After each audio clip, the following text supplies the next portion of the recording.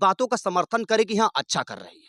परंतु विपक्ष का एक और भी धर्म होता है कि सरकार की कमियों को बताना, सरकार की कमियों को उछालना। तो कहीं ना कहीं विपक्ष भी अपनी जगह पर सही है। देखिए, अभी कुंभ मेला में अभी 2 दिन पहले ही आग लग जी, गया, जिस आग से हालाँकि कोई जान-हानि नहीं हुई है, जी, फिर भी योगी सरकार ने देखा किस तरह से मौके में तत्काल आनन-फानन में लखनऊ से मौके पे जी, पहुँचे। जी, जी, जी, उनका बहुत सराहनीय कार्य हम जी, मानते जी, हैं। जी, जी, इसलिए जो विपक्षी सरकार है वो निशाना साधी, उनके जी। लिए क्या कहेंगे आप? मैं बस ये बताना चाहूंगा कि विपक्ष सरकार बस ये बात नहीं बोला, उसको मौका नहीं मिला। अगर उसको मौका मिल जाए तो यही कहना चाहेगी कि जब तक कांग्रेस की सरकार भारत में थी या जब तक अन्य सरकार भारत में थी, तब तक महाकुंभ में इतनी भीषण आग नहीं लगी। परंतु 2014 के बाद जब भाजपा की सरकार आई, तो भाजपा की सरकार पता नहीं कि कैसी पनौती लेकर के आई कि भाजपा की सरकार में इतनी भयंकर आग लगी, बाकी ऐसी आग नहीं लगती। परंतु ये छोटी सोच वाली विपक्षी पार्टी के लोगों को मैं यही कहना चाहूंगा कि ऐसा कुछ नहीं है। इत्तेफाक से आग भी लग सकती है, इत्तेफाक से किसी की मृत्यु भी हो सकती है, इत्तेफाक से कोई गंगा में डूबकर मर भी जा सकता है। इसमें सरकार कुछ नहीं कर सकती। हाँ, अगर घटना होने के बाद सरकार मौके पर कंट्रोल ना किया हो, सरकार मौके मौके पर जा करके मुआयना ना किया हो, तब सरकार के ऊपर हम उंगली उठा सकते हैं। जी। अब देखो, मैं बात करूँगा धीरेन्द्र शास्त्री को, जो हिंदू राष्ट्र बनाना चाहते हैं, उस विषय में बात करूँ। क्या जो सरकार जो ये बाबा चाहते हैं कि हिंदू राष्ट्र बनाएँगे, जी। क्या आपको लगता है हिंदू राष्ट्र बन सकता है? जो गाँव देहात में आप देखते होंगे, इतना छुआ-छूत का इतना भेदभाव चल रहा है, जी, लोगों के दिमाग में इतनी गंदी मानसिकता भरी हुई है, जी। तो क्या हिंदू राष्ट्र बनेंगे तो क्या ये सब मानसिकता क्या हटेंगी? भैया हिंदू राष्ट्र बनाने की आड़ में कि हम हिंदू राष्ट्र बनाएंगे, हम हिंदू राष्ट्र बनाएंगे, हम हिंदू राष्ट्र बनाएंगे, इतना कहते कहते ना जाने कितना छोटा से छोटा व्यक्ति बड़े लेवल में पहुंच गया, परंतु हिंदू राष्ट्र नहीं बना। इनका हिंदू राष्ट्र बनाने की कोई सोच नहीं है। जो तथाकथित लोग हैं वो सिर्फ ये बताना चाहते हैं कि हिंदू सब एक हैं, परंतु जब शासन व्यवस्था की बात आती है, नौकरी की बात आती है, सरकारी लाभ की बात आती है, वहीं पर उनका हिंदू राष्ट्र धरा का धरा रह जाता है। जी। देखो, आपने सुना भी है हिंदू राष्ट्र के बारे में। देखो, मैं भी कई भी देखा हूँ, आप भी जी, सोशल मीडिया देखे होंगे। कई जी। ऐसे लोग हैं जो हिंदू राष्ट्र की बात करते-करते वो नेता और विधायक बनने की बहुत ख्वाहिश बड़े-बड़े रखते हैं। विधायक, बहुत तो बड़े ऐसे सांसद बन लोगों को गए। क्या जी, कहेंगे जो ऐसी सोच रखते हैं, जी। जनता को बेवकूफ़ बनाते हैं, ऐसे लोगों को क्या कहेंगे आप?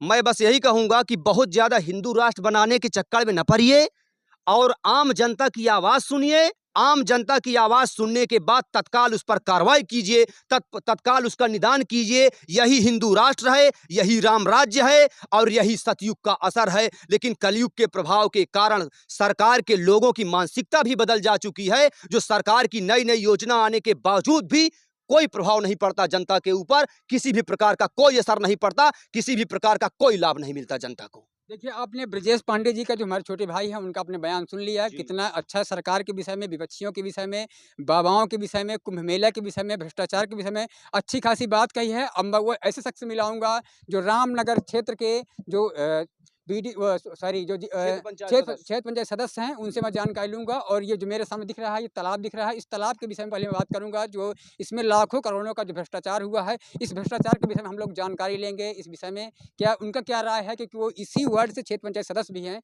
और इनसे हम लोग जानकारी लेते हैं। पहले अपना परिचय दीजिए सर, क्या नाम है? मेरा नाम अंकुर चौधरी, क्षेत्र पंचायत सदस्य रामनगर, वार्ड नंबर 16 से। जी। और जहाँ तक की बात ब्रजेश जी कहे हैं कि यहाँ भ्रष्टाचार, वहाँ से दिल्ली से 1 रुपए चलता है, तो यहाँ डायरेक्ट किसान के खाते में 1 रुपए आता है, लेकिन वही किसान का फिर वापस चला जाता है। ये सबसे बड़ी बात का है। इतना दलाल लगे हुए, हर जगह दलाल, चाहे जहाँ देखिए। जी। सबसे बड़ी बात क्या है कि जो ग्राम पंचायतों में सचिवालय बना है, मैं यही बात कहूँगा। उसमें आप रजिस्टर खोल के देखिए कि वहाँ पुलिस को भी रोज़ रजिस्टर में हाज़िरी चढ़ जाती है और लेखपाल की भी चढ़ जाती है और जो सचिव हैं, इनकी भी चढ़, इसलिए वहाँ रोज़ जाना इनका अनिवार्य भी है।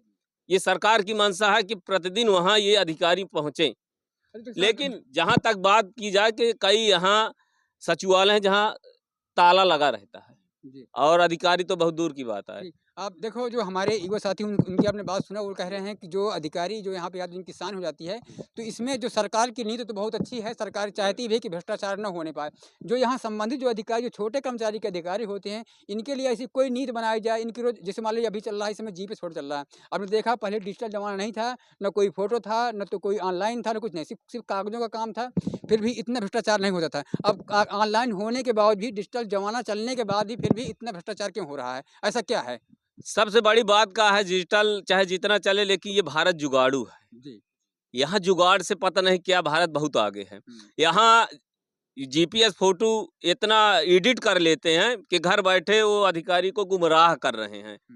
घर बैठे मंगा लेना जीपीएस फोटो, और जैसे कोई भी कार्य कर रहा है उसे बस फोटो आ जाए, मतलब फोटो में काम हो गया, फिर उसके बाद ये अधिकारी सारे चले जाते हैं, बस पूरी कहानी खत्म। फोटो ही आज के डेट में विकास है। यहाँ की मतलब चित्रकूट की बात जहाँ मैं कर रहा हूँ, यहाँ फोटो खींच गई, चाहे जिस समय से, चाहे उद्घाटन हो, चाहे जिस कोई भी कार्य का शुभारंभ हो, मतलब फोटो खींच गई तो मतलब बारात खत्म। ठीक है, अब ये मैं सबसे बड़ी बात देखो है। विकास कार्यों के बाद हम जानकारी लेंगे। जो अमृत सरोवर बना है, इसमें योगी सरकार द्वारा लाखों करोड़ों रुपए खर्च किया गया उत्तर प्रदेश में, फिर भी आप देख रहे हैं कितना भ्रष्टाचार। इस भ्रष्टाचार के विषय में आप क्या कहना चाहते हैं? भ्रष्टाचार यहाँ जो आप देख पा रहे हैं पीछे, जो अमृत सरोवर में बैठक की व्यवस्था भी बनाई गई है, लेकिन यहाँ जो सोच है, थोड़ा पढ़े लिखे कम है, तो इसको मतलब तोड़ फोड़ करते हैं, मतलब व्यवस्थाओं को भी गलत करते हैं। जहाँ सरकार की योजनाएं तो दिख रही है, लेकिन आप देख पाओगे ये अच्छी चीज है, बैठने के लिए बनाई गई, वहां से इंटरलॉकिंग बनाई गई। और सबसे बड़ी बात का, ग्राम प्रधान द्वारा जो ये सरकार में ये मड़फा जो मंदिर है, ऐतिहासिक मंदिर है, आज से 70-75 साल बीत गए यहाँ से, जो हमारे बुजुर्गों ने बताया कि यहाँ से बस स्टैंड से कोई रास्ता नहीं रहती थी, बरसात में यहाँ कोई पूजा करने नहीं आ पाता था। लेकिन इस सरकार में, इस प्रधान कार्यकाल में जो इस समय ये रोड बनाई गई है, ये मैं बहुत बहुत धन्यवाद सरकार को कहूँगा कि कम से कम यहाँ जो सावन में मेला लगता है, यहाँ बहुत सावन में हर सोमवार को यहाँ शिव जी की पूजा होती है, यहाँ भोले बाबा और गणेश जी की स्थापना है, लगातार पूरा तत्व विभाग से बनाया गया है और काफ़ी यहाँ भीड़ लगती है। लेकिन ये रोड के वजह से काफ़ी यहाँ ये एक अच्छा लगने लगा है, दूर-दूर से लोग आते हैं। जैसे किसी गाँव में, रामनगर में या बसिंगा में किसी के रिलेशन में कोई रिश्तेदार आ गया, तो वो ज़रूर रामनगर घूमने ज़रूर आएगा कि चलें यार यहाँ क्या है ऐसी घूमने की चीज़, तो ऐसा एक रामनगर है। तो यहाँ भी विकास होना चाहिए, अच्छी-अच्छी चीज़ें लग जाए। और हम क्षेत्र पंचायत सदस्य अभी एक लाइट भी लगवाए हैं, और हमारे जिला पंचायत सदस्य जो हैं अर्जुन प्रसाद शुक्ल जी, वो भी लगवाए हैं। तो कहीं न कहीं जो पानी की व्यवस्थाएँ हैं यहाँ भी कम हैं। अच्छा, हाँ, पानी की क्या व्यवस्था इस मंदिर में पानी क्या? की एक ये नल था, वो रिबोर में